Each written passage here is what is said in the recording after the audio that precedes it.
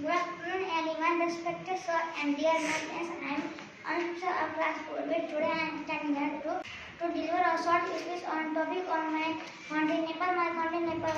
My name is Nepal. My school country Nepal lies between two large countries, India and China. The highest mountain in the world, Mount Everest, lies in Nepal, and green trees and plains.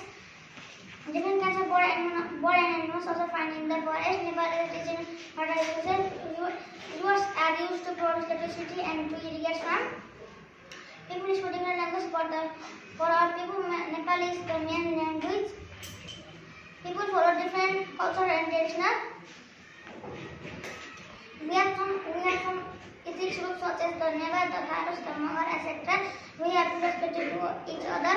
Every year tourists come to our country and temples, the Himalayas, historical buildings, national park, culture and traditional are some exception for the tourists.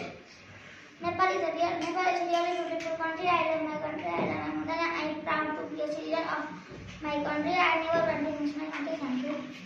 Okay.